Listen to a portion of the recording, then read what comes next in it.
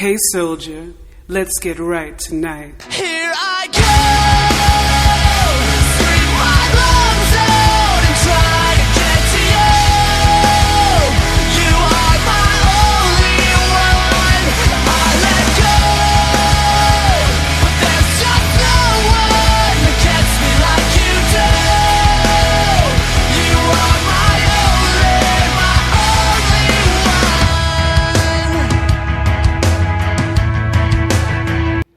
Yo, what is good? Welcome to the Solgr and Fusha Only show. I am Solgr Only. And I be Fusha Only here once again. Welcome to this week's episode. This is episode 15, I believe. I think so. Right off the bat, we're going to get right into this. No Man's Sky finally got their first substantial update. Mm-hmm. It's actually update 1.1, so they have had actually quite a few updates since the game come out, but this is actually like the first real content update. I haven't dove into it and tried it out yet. It was funny how I kind of thought something was going on in the No Man's Sky world. I go onto Twitch, I bring up my list of streamers that I'm following to see who was on, and I noticed 3 of them are streaming No Man's Sky. Yeah, after it's been dead for a good couple weeks since it came out. Really. Yeah, I mean, it came out, remember, it was back in the first week of August, and it's pretty much been DOA, dead on arrival, Yeah. like, I mean, granted, I liked it for what it was. I've said many times before on our videos and podcasts, like, I kept my expectations to a minimum. I wasn't reading interviews, watching videos, so I wasn't really let down, like, but I understand why people were let down about the game, though, if I was like the ones that were really upset, if I was like them and had been watching videos and reading Sean Murray interviews and all this shit, I would have been pissed just like them. Like, I don't blame them. Granted, Yeah. I don't think they need to go as far as some people have, saying some of the stuff and doing some of the stuff that has been done. I don't think you need to go that far, but At the same time, they're trying to make it right, though, and that's what they're definitely trying to address with this newest update. And it was even an article you read where they wanted to be sure about it before they did it. yeah, Sean Murray actually tweeted that out with this update. He said, because I noticed, remember I said, after I realized that there was this update, remember I said, I was like, I hadn't even heard anything about this.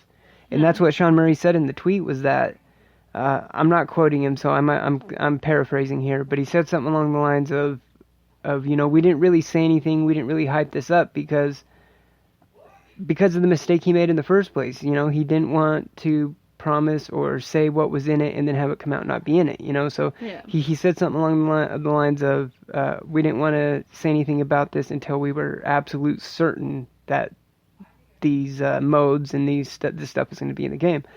And some of the stuff that is going to be in the game now, they did add, there's actually 3 new modes that's in the game now. There's the original mode. I think it's just called normal mode or original mode, whatever it is. It's just the base mode that the game came in on launch, so it's the mode that people have already played. But then there's one called creative mode, and you can actually this actually introduces like base building. So, and Hello Games is actually calling this the Foundation update, and what they mean by that is that this is just like the foundation, and they're introducing some new features and play modes and new content and stuff, and it's going to be the foundation of many, and this is a quote from them, quote, many more free updates to come, unquote. So Yeah, after that big letdown when they came out, that updates better be free. Right. That does not deserve additional paying for DLC. Well, they had actually said that all DLC was going to be free for the game even before the game even came out. So that was a plan right from the start. Well, yeah, and it was from a smaller studio too, but I mean it. See, and that's another thing that I've always said about the game, is that, say what you will, yeah, I mean, like I said, I agree with the fans. He did overhype that game, and there was obviously blatantly not stuff in it that he said was in it. Mm-hmm. But you do have to admit, No Man's Sky is a hell of a technical marvel, like of a feat, of like what it is able to do. Yeah, which is definitely true, and it's come a ways, and we'll have to look into that update and see how much it's changed and if it has really improved the game itself. Yes, and then and then the other mode that's on it, it's actually called survival mode. Kind of fitting because we also just recently got the survival mode in the survival DLC in the Division, which is fantastic, by the yeah. way. I'll get to that in 1 second. Yeah. But yeah, this survival mode in No Man's Sky, I guess what it does is it just ramps up the difficulty, I guess, while you're exploring the universe. It I'm not really sure because all the articles that I've read on it, there wasn't really a lot of details. I think what it mainly is, like I said, how Hello Games is calling this a foundation update. I think it's just introducing just base versions of these modes, and then as time goes on, you're gonna see more and more options. Yeah. I did see a couple pictures of like some of the bases and stuff, and I guess you can like you can set up base on any planet. So on any planet that's at least one that's inhabitable, not one that's too hot or too cold or something, obviously. But Yeah. I guess you could pick any planet, and then you can build a base, and I guess you can actually go to the space stations and stuff, and you can actually hire other creatures and stuff to be like farmers, and stuff like that to keep supplies growing and stuff and things like that. So it's I mean, a lot of people already compared No Man's Sky to kind of like a Minecraft in space. And this seems like it's just more like that. Like, we'll have to see how the base building, how the features actually work. Obviously, it's bringing back memories of, like, Fallout 4 and stuff like that. Yeah. Like, the building on that. Which I am super stoked for. I actually got another Fallout puzzle. Got two to work on now. There's the Fallout Lone Wanderer, and I'm excited. Yeah, you can follow Fusha on her Instagram, at Fusha Only. Where you will see the progress where you'll of see these pictures puzzles. of it, yeah. And then I'll figure out how to put them in a frame, and Yeah, I like how we have one is of the female version. one is of the male And one is of the male, yeah. And good thing is, dog meat's in both of them. Yes. I love dog If you meat. notice, it's kind of the same poses too. A little bit, yeah. Of the dog and the lone survivor. Mm-hmm. Or lone survivor / lone wanderer. Yeah. In Fallout 3, they were the lone wanderer. In Fallout 4, they're the lone survivor. Which makes sense. Because remember, because in Fallout 4, you survived the experiment in Vault 111, so yeah, it makes sense. Vault 111, and I'm excited. One's gonna be a lot easier than the other, but I cannot wait to get working on those and play some more Fallout here soon too as well.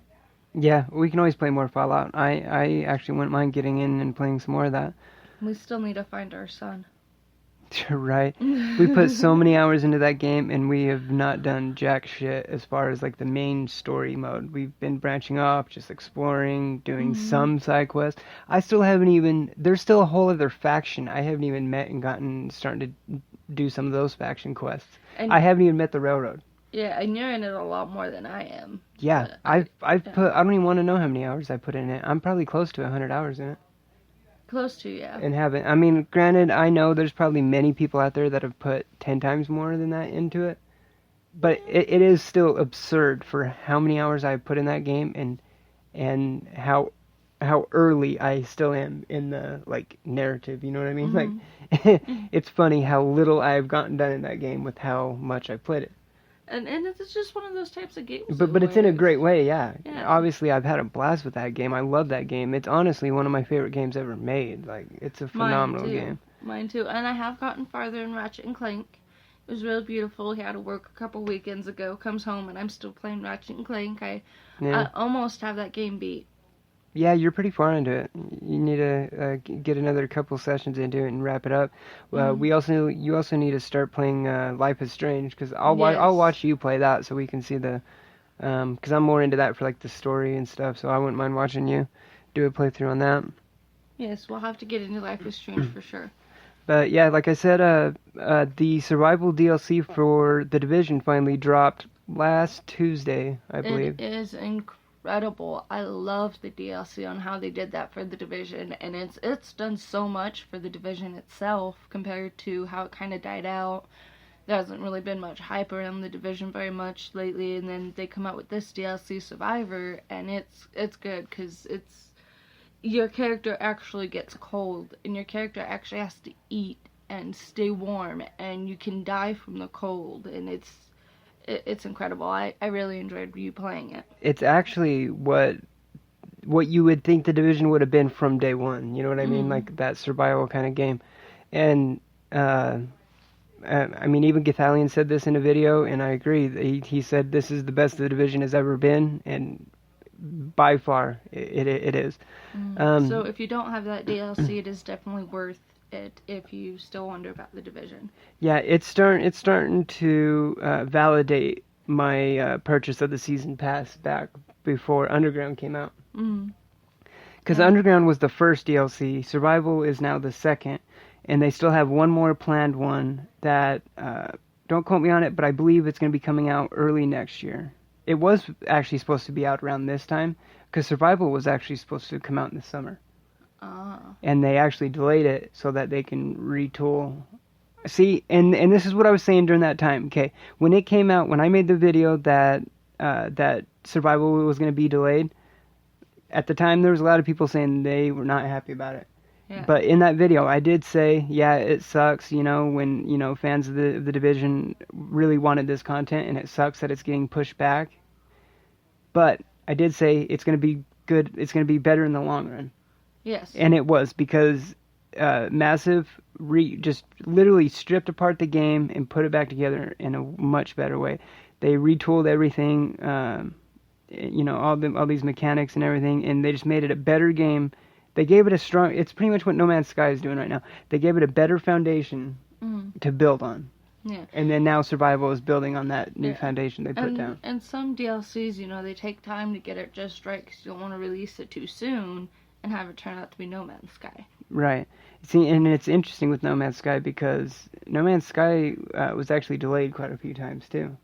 Yeah. And it still came out unfinished, Yeah. So That's true, but I mean, I'm really impressed with how the Division has their DLC Survivor, and it's I enjoy it, and I mean, even Tefty's been playing the Division more. And yeah, Survivor, Tefty's been playing the hell out of it. I've noticed on Twitch there's definitely a lot more people playing it again. There's a lot of people talking about it in the chat rooms, and I'm stoked because I love the Division. It's an awesome game. I put 250 hours into it before I put it down, and admittedly I didn't play it for a couple months, but I have been playing it a lot over this last week since Survival dropped.